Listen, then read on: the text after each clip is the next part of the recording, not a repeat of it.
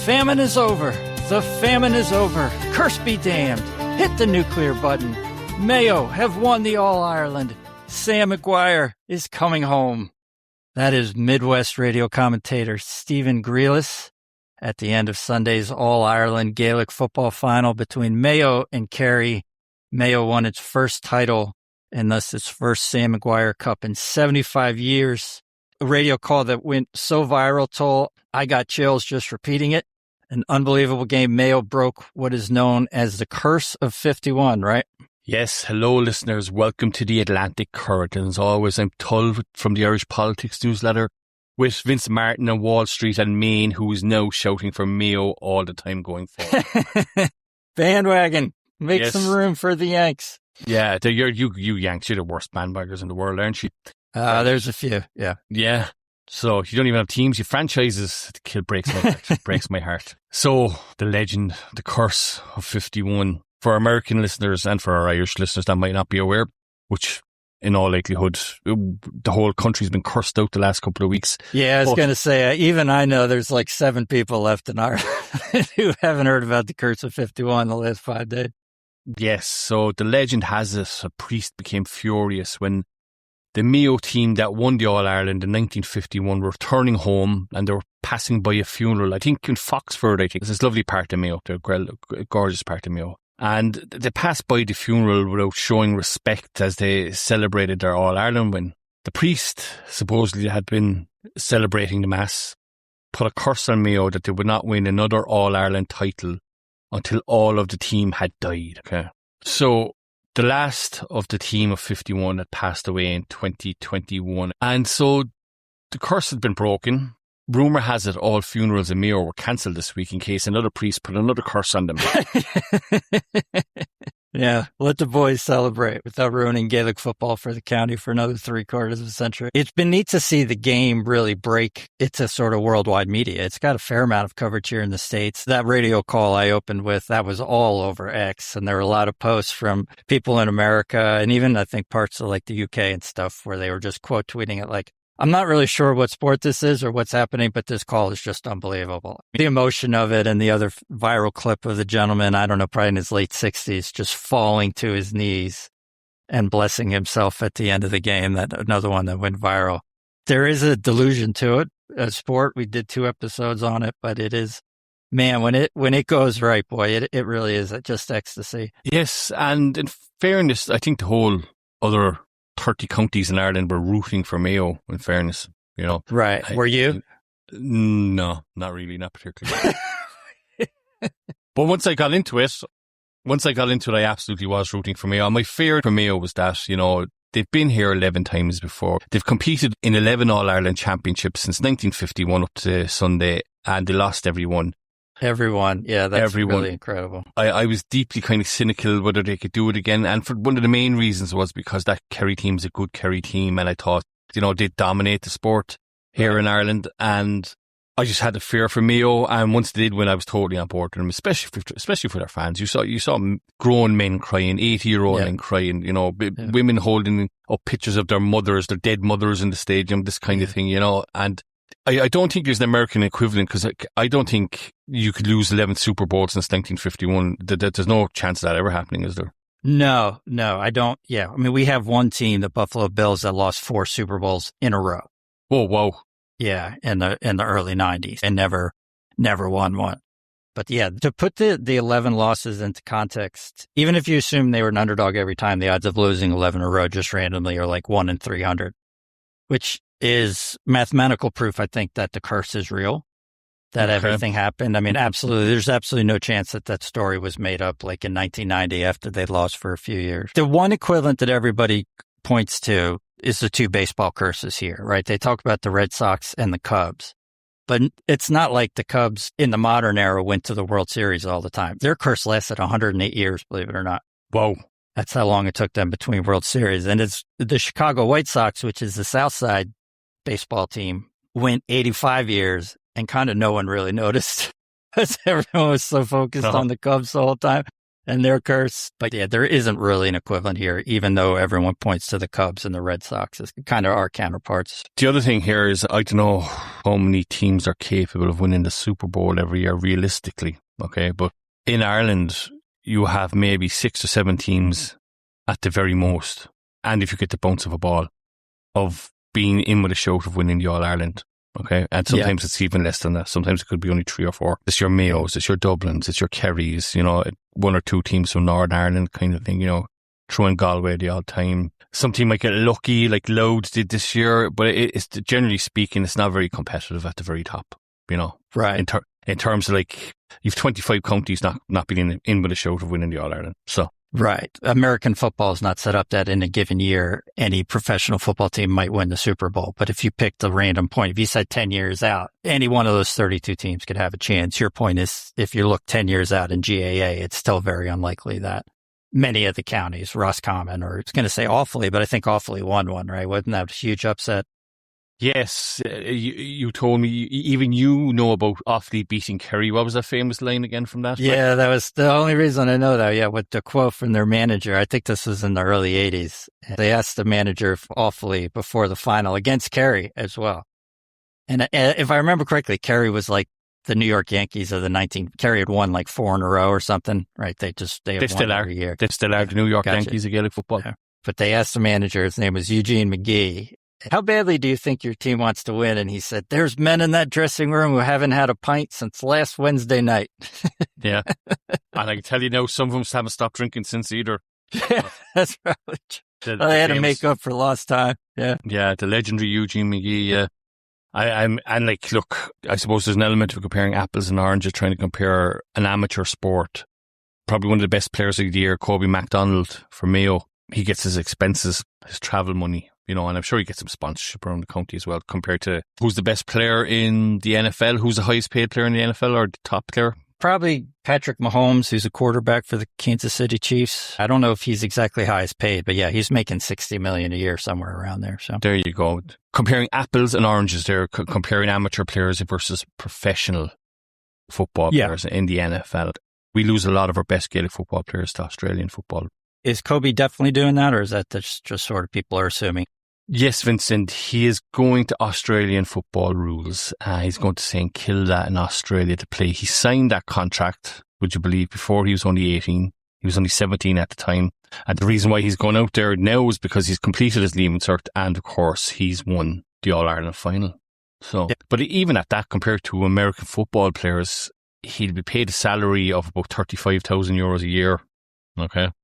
Oh, so wow. Okay. Yeah. So compared to American footballers, those guys are on €35,000 a day kind of thing, In American collegiate athletics, which are ostensibly amateur, although that has changed dramatically, the idea of paying players has been established in the last few years, mostly because of court cases. But that debate raged for a long time. Should the players be paid? If so, how much? Given that some of the best players at GAA do get poached, whether that's to Australia or to America, is there any appetite in Ireland? Is there any desire by some people to actually start paying the players who are part of GAA, even though that would end the amateur nature of these sports?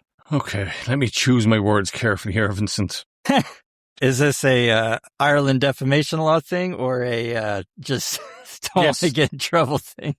It's an Ireland defamation law thing, yes. Okay. Right. So, all right. Now I have a sense where we're going, okay. So there's a lot of managers paid under the counter.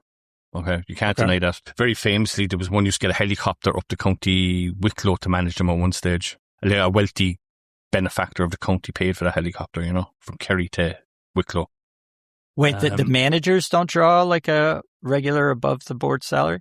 No, they get expenses in inverted commas. Wild, yeah. They get expenses in inverted commas, but there have been allegations over the decades that the best managers have always been paid under the counter. And understood. Yeah. You see fellas from Northern Ireland training teams in West Cork, and you're like, come on, pal. And the players get their expenses, and you often see them, driving bright, shiny cars because they've been sponsored by the local auto dealer, as you call them in the United States, and things like that. Okay. So there is. So that is kind of allowed. That Kobe can go to Supermax or whatever and put his face on the menu or something and get paid for it. Well, he can be sponsored in burgers. I don't think you can pay cash for it. you know. Oh, okay. I got You you. can get a lifetime's free supply of burgers or something, and you know, a car dealership will give you a loan of a car. I see. Yeah, I got you. They'll lease you the car. Understood. Okay. That's the way that works. But there is no appetite, because the long and short of it is the media market isn't there for it. The money isn't there for it. Now, the GAA as an organisation as a whole takes in the whole load of cash, but there wouldn't be enough to go around if you were to play everybody professionally. The GAA, we've talked a little bit about them at various points in the past. I mean, it sounds that they are an organization, seems like is for the most part trusted and respected, and they are taking that cash and putting it into local programs and things like that, right? It's not, It goes back they're to not the clubs. seen, they're not seen like FIFA or someone like that, right? Where they're just, gotcha. You will have the begrudgers in the pubs say that they are like FIFA, but they're nothing like FIFA. For the vast majority of the money goes back towards the clubs. And you've seen Croke Park, it's a magnificent stadium. Yeah. And you have clubs all around Ireland with magnificent little football pitches and magnificent little clubhouses, and that money comes from, you know, central HQ for the most part. One of the things that occurred to me this week, and I didn't see it covered anywhere else, but maybe it's just sort of the outsider's view. They said in one of the articles the crowd was 82,300 at Croke Park for the final on Sunday. The population of the island of Ireland as a whole is, I believe at this point, under 8 million. Yeah. So even if there are some foreigners at GAA, what that basically means is that 1% of the population of the island of Ireland was in Croke Park, physically in Croke Park for that game, which is just an astounding number. And I did a little search and a little AI work trying to find a comparison somewhere else in the world. That doesn't seem to be anything close. To have that many people every year speaks pretty well about the love that people have for it.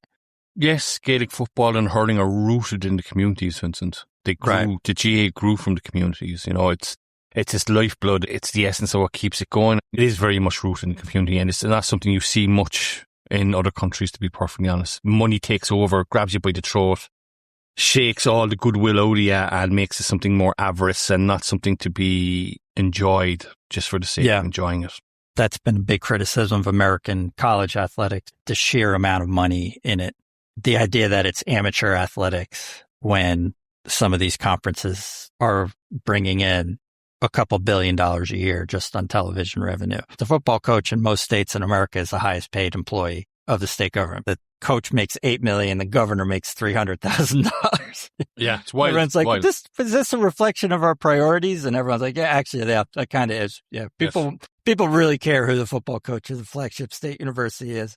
The governor affects their day-to-day life a lot less. But yeah, in the old days, you had to look past the fact that they weren't being paid, that they had all these rules. They couldn't just leave one school and go to another. Now they are getting paid. And the idea that college football in particular is supposed to be student athletes and the alumni coming back and a tradition and school pride and all these sorts of things, that gets a lot tougher when some of these kids are literally going to like 4 colleges over 5 years. They're hopping from college year to year.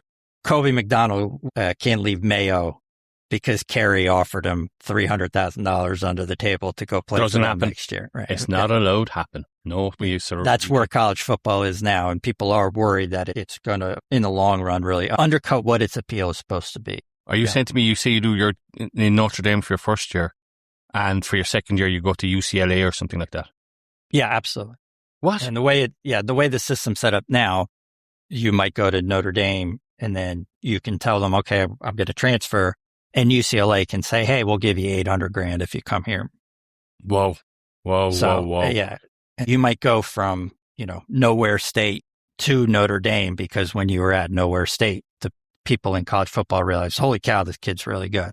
Or you might go from Notre Dame to Nowhere State because you spent 2 years at Notre Dame and you realized you weren't going to play and you needed to go kind of restart your career. But yeah, there is a real mercenary aspect to all that stuff, which people are quite concerned about. Again, you can see in GAA, if County Awfully wound up with a hurler who was just spectacular, one of the best ever, and County Kerry could just come in and pay him to transfer, you can just see the passion of this weekend. You can see why something like that would erode that pretty quickly, right? It almost exposes the illusion. Okay, if I don't correct you here, our listeners would be very upset.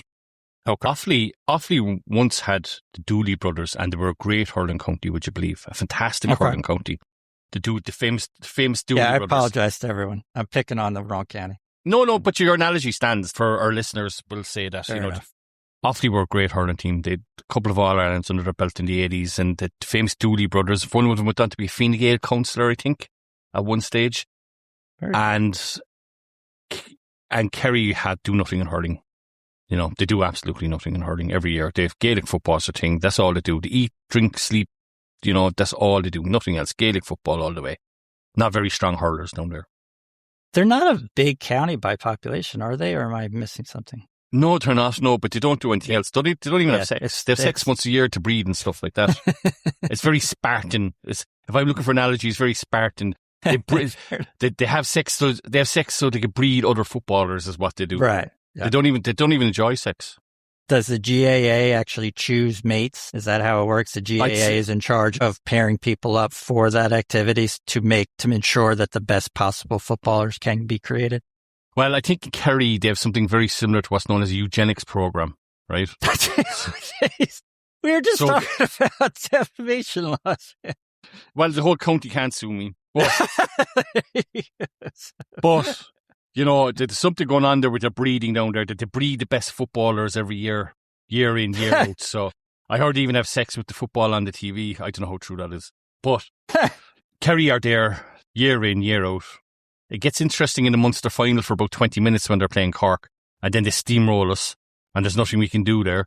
Then inevitably they'll be in the semi-final or final. They always are. They've won the All-Ireland on 39 occasions. Can you imagine a Super Bowl team winning 39 Super Bowls? No, unheard of. Not going to happen. That is the Yankees sort of in the old days. Did they have the Yankees won that much of it? Yeah, kind of in the middle of the 20th century. They were dominant in a way that teams in American sports generally can't be dominant now. There's too much money. American leagues are actually set up to prevent that. Professional leagues now. They don't want teams winning, 10 times in 13 years, whatever that Bayern, like that Bayern Munich run or whatever. Yeah. Yeah. I mean, if that happened in an American professional league, the commissioner of the league would be fired, and he would have been like the third commissioner that was fired. The owners would be like, this is awful. They don't want that kind of concentrated success. And it's always kind of one of the funny things that American leagues are way, way more socialist than European leagues, even the professional soccer league. While Mayo dominated this week's news, Vincent, there was something else that came to light over the weekend also. All right. 3:00 in the afternoon on Wednesday, the 22nd of July. Just south of Carrickmacross in County Monaghan, 6 miles from the border. Garda Special Detective Unit officers step out and they stop a car.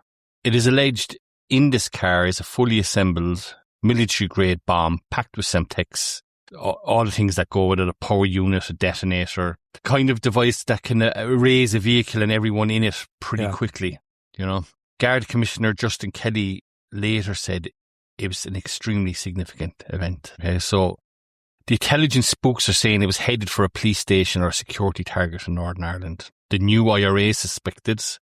The Irish Defence Forces scrambled their bomb squad team, of course. The bomb is made safe. 2 people are arrested, Vincent. 25-year-old law student Isabella Perry Sullivan from Clane in County Kildare, and the driver. Okay, they're charged with possession of explosives and all the bells and whistles that go with that. Sullivan claims she was only asked to deliver a bag and had no idea what was inside it.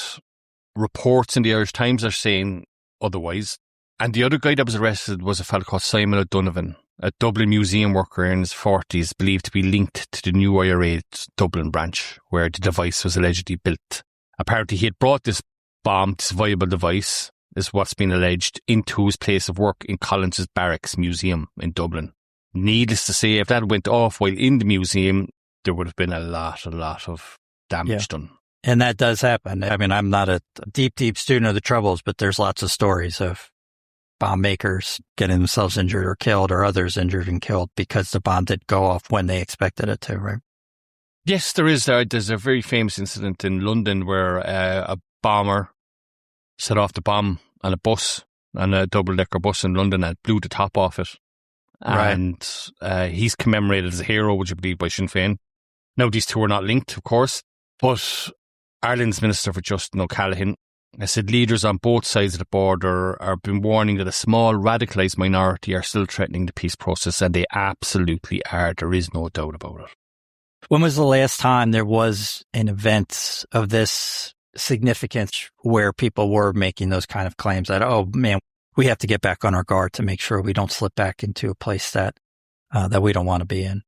Well, I suppose in 2026 alone, they've seemed to be ratcheting up events. You know, a pizza delivery driver was forced at gunpoint to deliver an explosive device to a police station in Lurgan. Wow. That was only in April, okay? So that was only a couple of months ago. Again in April, the car was hijacked and later exploded outside another police station in Dunmurry, okay? So they seem to be getting braver and braver and more brazen. And obviously this is the third event in 2026. Yeah. They've been arrested with AK-47s. They've been given out punishment beatings quite regularly, apparently. So there's a lot of low-level stuff going on that is not making headlines as such, really. But it is there. It is in the background. It is happening. What we're at here is that Tull's theory that there's a whole generation of morons watching Republican videos on TikTok, right, that have no memory of life before the Good Friday Agreement and the peace process. And you talk about GA there, Vincent. Like, I can remember getting pulled off the bus at a border and British squaddies taking my hurleys off us, saying, what are they, Paddy? Who are you going to hurt with these, Paddy? Okay? This is what it was like. You couldn't go over the border to play a hurling match, you know, without getting pulled off a bus by British squaddies, thinking that you're a menace to them or about to, you know, commit a terrorist offence with your hurley. There's a whole generation of morons, Vincent, and they are morons. They're people of particularly low intelligence, okay? They've been radicalised by TikTok, radicalised by social media, and they have no memory of how terrible life was on this island before the peace process. Other people have made that point. The one phrase that always stuck in my mind, someone called that the Disneyification of terrorism. Like this idea that this was like a romantic, noble struggle, and just sort of erasing all the parts that you're talking about. And in a lot of cases, erasing the innocent people who died in so many of those attacks too. Yes, TikTok terrorists, I like to call them, because social media is awash with all these people. They're marching up and down in their sunglasses, in their berets, with their faces covered. And there's any amount of videos of YouTube on, you know, for the last 10 years and stuff like that of, you know, people marching up and down O'Connell Street, pretending to be, you know, Óglaigh na hÉireann, soldiers of Ireland. They're not. There's only one Óglaigh na hÉireann, that's the Irish Defence Forces. And they think they're engaged in some romantic struggle for the last 1,000 years. And this is the reality of the situation. Things have moved on. The peace process is, however imperfect, and I'd have a lot of criticisms of it myself. However imperfect, you know, it's kind of holding everything together a little bit, because if that fell apart in the morning, I don't think people realise there's a certain generation of people born after 1999 have no memory of how terrible this island was. Right. Okay, if you were a Garda or you were a soldier on either side of the border, there's a very good chance your life is in trouble. You know, IRA went around the country murdering Gardaí, murdering soldiers on both sides of the borders. They didn't care that if you were an Irish soldier or an Irish police officer, they murdered you as well. Okay? Right.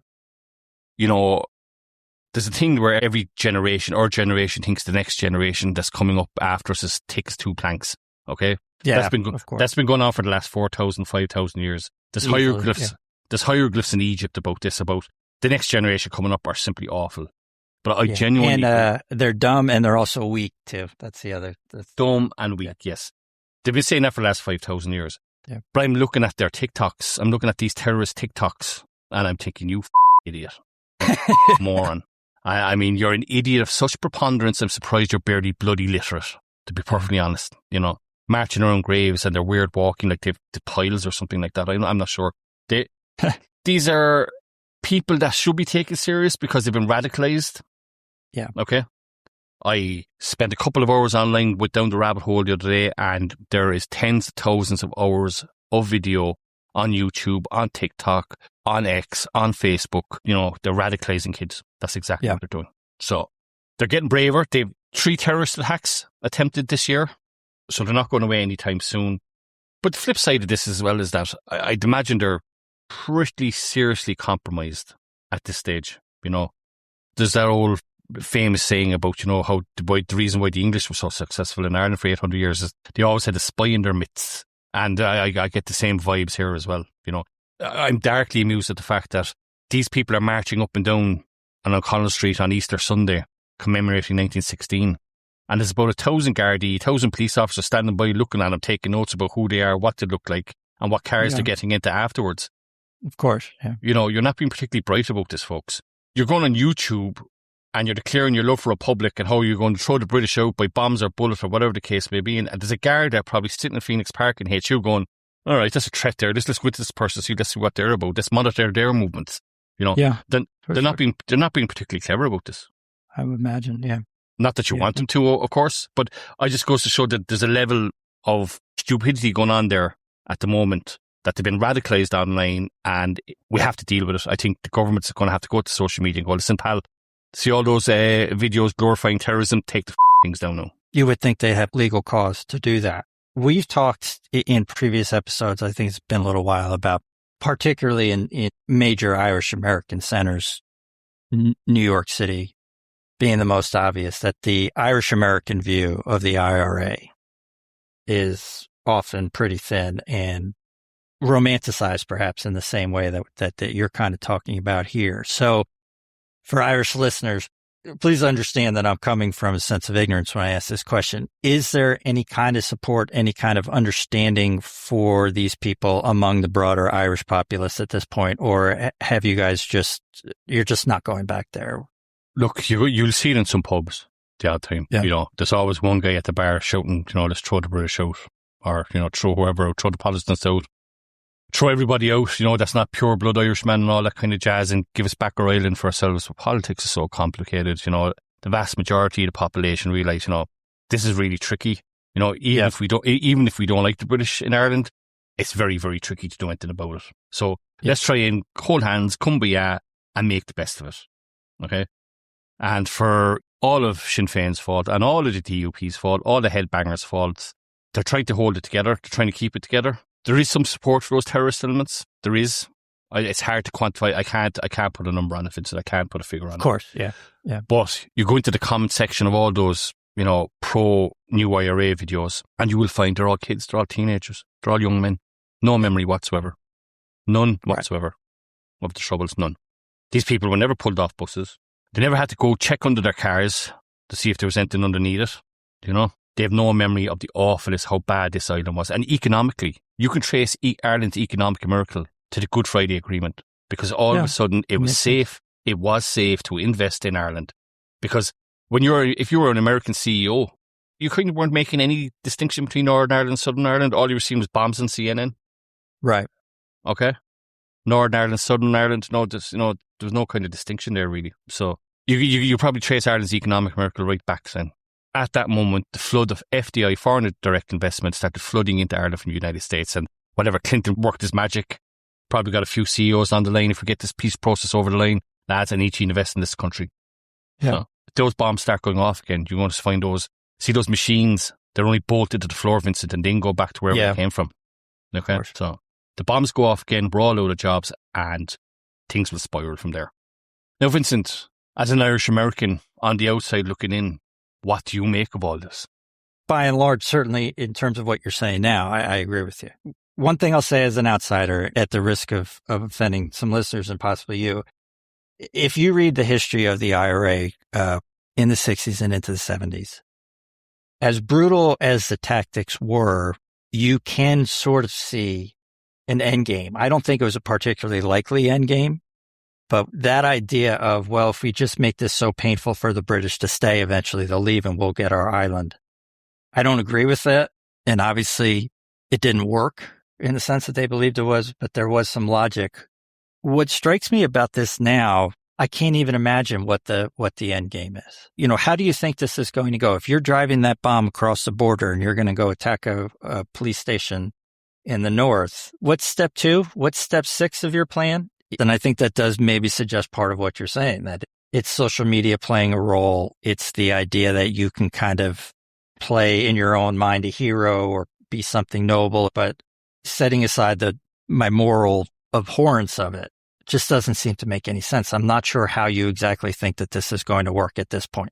Whereas as brutal as those tactics were, I can understand a little bit why Martin McGuinness and other leaders of the IRA, some of whom our listeners will know and will also know why for not naming somebody who may or may not have known Martin McGuinness quite well during that time. You can see what they're trying to do beyond just kind of the horror of, oh my God, a car full of Semtex is just, quite honestly, like, what's your plan? As strange as that sounds to say. Even in Northern Ireland, they're not going to have a whole lot of support. Okay. And you look at the turnout to their parades and their rallies and all the rest, and, there's no more than maybe 100 people out there supporting them, When you talk about their long-term strategy, I think, is to reignite the troubles in Northern Ireland and force people to take one side or the other. When you talk strategically, that'd be their only logical goal. Right. So you get it back to where it was in 1972, and then you hope you can, and hopefully push on from there. Yeah. Force people to take sides, sectarian sides, So it's grim. It's pretty grim. That is grim, because that is a strategy that several thousand people died during the Troubles, of course. So if you're saying for us to even have a chance to succeed, we need to get back to that point that you're talking about. A lot of casualties, a lot of carnage. That is a very, very... Yes. But Vincent, these new IRA people, it's not unique to Ireland trying to sow division in their country. I mean, it's going on in the United States at the moment, isn't it? You just compared the American Republican Party to terrorists attempting murder. And the funny thing is, I can't really be too indignant about that. Yes, like, what are you talking about? January the 6th would like a word there. Yeah, they were less organized, though. I guess that's their only defense. Yeah, Anthony Fauci, who advised Trump during the pandemic and was kind of the public face of the government's response here in 2020 in particular, was called in front of Congress yesterday. This is an investigation led by a senator named Rand Paul. We've referenced a couple times in the past, but we tried to record on it about a month ago, him pushing this idea that Fauci lied and engineered the pandemic and did all these things. And we tried to record it. It was just a disaster. Right? It was boring. It was basically... Wouldn't work, me. Terrible. Yeah. No. Well, it wasn't. I was awful. You were awful. We just could not make it work. No, because it's 7 minutes of us trying to bring up what he's saying and then trying to refute it, which just doesn't work. But he has tried to push this conspiracy theory, basically, that Fauci knew all these things and intentionally lied to Trump and intentionally lied to the people and intentionally made our pandemic response worse, essentially. His diaries were discovered. They're called his diaries. They're actually just basically personal notes and recollections he took. Tull, you will be just horrified to hear what happened. He wrote all these things on his work computer. No, you ever do that? No. Yeah. I mean, in his defense, he's now 85 years old. A guy in his early 80s getting tripped up by technology is not an unknown story, unfortunately. But yeah, he wrote all his documents. They were on government servers. He evidently tried to delete them, take them with him when he departed for reasons that will become obvious. But they were able to reconstruct the documents. So they have his diaries during this. And Paul, in particular, is using this to buttress his past allegations, which were ridiculously thin, that Fauci believed, for instance, that the virus didn't occur naturally. It didn't occur in a crossover from a bat to human, but that it was engineered in a Chinese lab, that he lied to the public about what he thought strategy could be. And when you see the response to it from the Republican Party, which is just complete lockstep, you get to the problem. It gets to just this broad thing of, you're talking about division. We have a third of the country, maybe, that just believes a different reality. As we said, this is, I think, a pretty seismic event in that fracture becoming dangerously permanent. Rand Paul has Fauci on the brain now for a long time, doesn't he? Yeah. The pre-diary conspiracy pushed, we talked about in the Substack, was just based on the most ridiculous things. It was really thin. The problem now, he has now a lot more material to work. 1,100 pages, apparently, Vincent, is what the internet... That's actually not a diary. That's a 19th century Russian novel is what that is. Yeah. It lasts, I think, covers 2019 to 2022, I think, something like that. So there's a lot going on there. But his use of language was curious, like Wuhan being an amplifier as opposed to being the source of the outbreak and all that. I don't know where the outbreak came from, but that's a perfect example, because that claim rocketed around right-wing media. Oh, he didn't believe it was a wet market. He thought it was a lab leak. What he was saying at the time is actually he didn't think it started in the market, but he didn't think it started in the lab either. And this is the problem with right-wing media. They are going to pull the passage out that they want and the sentence 6 lines down gets cut from the Twitter post. And if it gets cut from the Twitter post, then it doesn't make it into all the right-wing websites, and then it doesn't make it on a Fox News. So, I mean, there is curious language, and there are real concerns here for sure. But you do have this right-wing machine that's going to take everything and go from, to use your word, curious to sinister, criminal, evil, genocidal. Yes, I was laughing while watching this, before I was researching this, and the Republicans were waving these pages around like the Dead Sea Scrolls or something. Yeah. Democrats are treating the whole affair like a show trial staged by the Spanish Inquisition. You can see the difference on both sides had taken in regards to the matter. And for the Republicans, it is a red rag to a bull still. They're not letting it go. In Ireland, we're sweeping everything under the rug and going, oh, it's grand, look, let's move on pretty quickly, Ireland's very good at that collective amnesia. We do it quite well. So that's why there's no COVID trouble in Ireland as such. But in America, it just will not go away. No, it won't. Part of it, what's going on too, is they just know it's a political issue. We've talked about these hearings in the past. Politicians use them to grandstand. There's a senator from Ohio named Bernie Moreno, who's really just kind of a scummy dude. Here's his quote. He's yelling at Fauci, basically. Oh, you said it wasn't a lab leak and all this stuff. And Moreno, this is his quote in the Senate in a widely covered debate.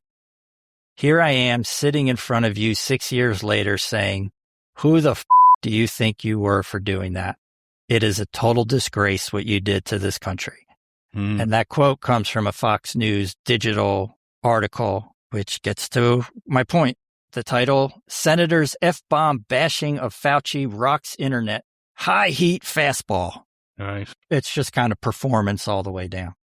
Is there any substance to this performance, Vincent? Yes. Let's be clear. Like, this is not purely imaginary. The one thing, if you look at this at all, good Lord, the Fauci stuff about being famous and getting calls from celebrities. And I mean, it's cringe. Like, it's cringe. Yes. Yeah, exactly. Cringe in the way that only like a 79-year-old can do cringe, right? Yeah, I mean, that's rough. And in all seriousness, I think there are some concerns about the fact that his public messaging and his private thoughts clearly didn't line up. And I think very clearly he thought, and this is something that we already knew, he thought that he had to say things in public to make people worry, to make people react, to make people fearful so that they would do what he thought they needed to do. I don't think that's necessarily surprising or even wrong. That is something I think is getting twisted into, oh, he did this for, he was rubbing his hands together with glee while he was, shutting down school so children were stuck at home. No, like one side, the Republicans are seeing the cover up of a man-made plague, and the other side are seeing a witch hunt against who kept the hospitals from overflowing. Yes, for sure. Both sides are convinced the other one is trying to rewrite history and all that. I mean, like, we were unprecedented times there, Vincent. There was no blueprint. There was no roadmap. There was nothing you could look back on and say, well, we did this before, so let's try something different. His use of language in his diaries was quite curious. When you look at Fauci's diaries there, you think, God, why did he use that language? This is terrible. And it makes him seem much worse than he actually is, when he was probably more naive in dealing with the celebrity of what was going on at the time. He didn't know how to deal with the whole world was looking at him. It wasn't just the United States. You see the news here in Ireland. Dr. Fauci was a regular occurrence on our news. Of course, yeah. He was an international character. So my message to people who are in that situation is, don't keep bloody diaries, would you please? And certainly not on your work computer. Definitely not on your work computer. Yeah, somebody opened an article by pointing out that their 16-year-old daughter also keeps a diary, but she has a lock on it and it's hidden somewhere in her room. And he said something like, I wish Fauci had that same level of security, that same foresight. Can I ask you something from a European naivety kind of thing? He's been pardoned already, has he not? Yeah. And the reason why he said, I'm pleading the fifth 111 times, is because he doesn't want to incriminate himself in something else. Is that my correct reading of that? Obviously, I'm not a lawyer, but as far as I can tell, this actually is a source of kind of some debate. There is a Supreme Court decision that says once you get pardoned, once you get immunity, you have to testify. You can't cite the Fifth Amendment right against self-incrimination when you have no penalty for self-incrimination. That was kind of the logic of that decision. So there are people going back and forth as to whether he can do this. Paul has already said that he thinks that Fauci should be held in contempt for failing to respond to Congress So there's a legal debate there. I think the argument he has is basically, again, particularly because Rand Paul has been going after him for so long. And Paul's strategy before this diary was basically to say that when Fauci testified there a few years ago, Fauci was asked if the U.S. government funded labs in Wuhan, and Fauci said no. And whether or not that's true is actually I think reasonable people actually debate that. Where did the money go? How do you define that? I think Fauci's logic is basically Paul has said for 2 years he wants to get me on a perjury charge because he thinks I lied. If I say anything in Congress right now, Paul is going to spend thousands and thousands of man hours trying to prove that I've said one false statement in the course of this testimony. And that statement would not be covered by the pardon. The optics, of course, are just absolutely terrible though, right? Yes, the optics are terrible for many a reason, because people are going to be afraid to say anything going forward when the next pandemic comes. Like what happened essentially was the virus came, the experts advised, the politicians postured, and, the public argued on social media about who was right and who was wrong. And the only certainty from all this is that the next pandemic will arrive with the same cast of characters, already sharpening their talking points or their expletives for their Senate hearings. And we're not going to be any more well prepared than we were the last time. Quite possibly, yeah. No, I absolutely think this. I mean, there's nobody talking about the next pandemic. Nobody in Ireland is talking about it. I don't know if that's the case in the United States. Well, I mean, we did a short section of an episode where we talked about the fact that nobody wanted to talk about the pandemic at all. Yeah, can you imagine being a politician right now? And, oh, yeah, by the way, we're chairing a government commission on preventing the next pandemic. Yeah, nobody wants to do it. Piss everybody. No one wants to hear. You're going to piss everybody off, and you're not going to get anything done. Makes no sense. And what we have going on now at the moment is there seems to be nobody planning in the background for the next pandemic, and it will come. Just as sure as the next recession will come, it will come at some stage, and nobody's planning for that. If you're in a position of Dr. Fauci going forward in the future, whoever's in his position is going to keep their mouth shut and do as little as possible, I think that's true. This anger towards Fauci in particular as a person, I think reflects two things. And we'll kind of give the more positive spin, at least in terms of the character of the people making it, because I think it gets to your point. There are here, and I'm sure elsewhere, legitimate criticisms of the fact that we have never had a reckoning with what we did. The big problem here is we are so polarized that if Biden had shared, Biden 2023 created a task force to review learnings from the coronavirus, review the impacts of closing schools, because some states closed schools and some didn't. Florida famously opened much earlier than did many democratically led states. That would have been hugely useful. They didn't want to do that because we're so polarized. Anything that the report said, any admission that they made a mistake would have just been so politically damaging. The right wing would have feasted on it for months. So there is this thing where we're just digging in and no one wants to ever admit that they made a mistake. That's obviously true in politics in general. I think it's heightened now. So there is a legitimate criticism of the fact that we just haven't had a reckoning. And I don't mean show trials and public hangings, but just panel of experts. And if you want to put, individual people on there for balance or whatever it is, what did we get right? What did we do wrong? What can we learn for the next time? Did school closures help? How was our messaging? I think it's legitimate criticism that we have not done that. Right. As a society. Because to the point about our episode, as a society, we haven't grappled with any of this. No one's dealt with this. We're just all going to pretend that none of this ever happened. And I think that leads to the second point about Fauci, the darker point about Fauci. The right wing in particular has been laser focused on this debate over whether it was man-made or natural, basically since late March 2020. And people got kicked off social media all the time for it. This is part of their anger. But other people have raised I think mostly legitimate question is kind of why does it matter quite this much? And there is a response. Well, if it was a lab leak and we knew that, we could have responded differently. We might have had better treatment. As I understand it, that's not necessarily true. Once you have a virus and you're not sure what it's going to do, and particularly you're not sure how it's going to mutate, its origin isn't quite as useful. But the intensity of that debate on the online right and Fox News for 6 years, I think it exists because people are just angry. They're angry it happened.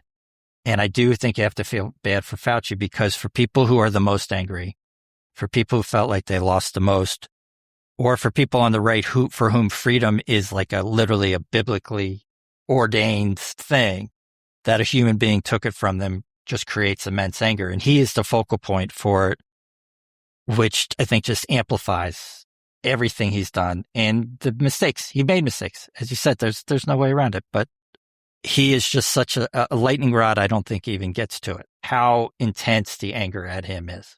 Vincent, there's no reckoning to be had because society's too divided.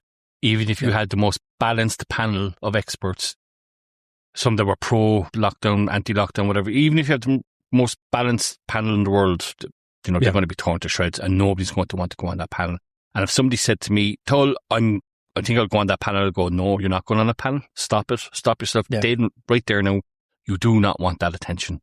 Okay? Yeah, that's a fair point. There'll be social media morons going through your rubbish, finding out what you had for breakfast in 1992. You just do not want that. Nobody wants that. And you will need, you very well may need protective security services, with which Fauci has had since the pandemic, and very famously Trump cut them off. Yeah. So nobody wants that, Vincent. It's a society too divided. Fair, Society's too divided. It's a day that is just such a microcosm of all of it, right? Of just so many things, of the anger around the pandemic, of the mistakes around the pandemic, of the lack of reckoning, of what the American right has become. And to be honest, a little bit too, let's not leave the American left out of it. The American left has adopted the same Trumpian strategy of never admit, never surrender, never apologize on a subject that is of grave importance to the world, quite literally. The 2020 pandemic is a subject that should be studied constantly, should be talked about constantly. This opportunity for somebody who, I think at the end of the day, as bad as some of those diaries look, as bad as him talking about, Barbara Streisand called me, whoever it was, and then 2 lines later, 25,000 people dead. I get it. It looks awful. But I do think at the end of the day, he tried his best. He's not an evil man.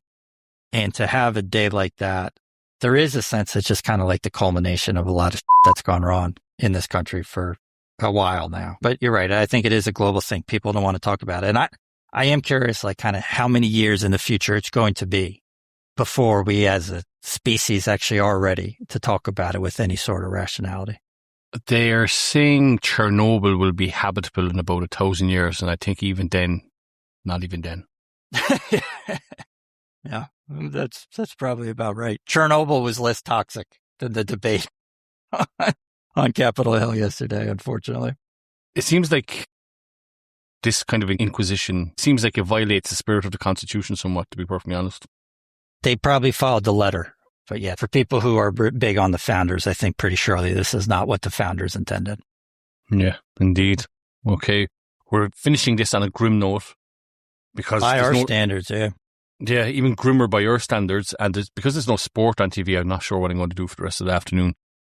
So we'll be back next week with the 4th installment of our Trump biography. Hope you've enjoyed it. Keep coming back. Keep listening. Thank you for our new listeners. I'm Tull from the Irish Politics Newsletter. I'm Vince Martin from Wall Street in Maine. Thank you so much. Thank you so much. Bye-bye.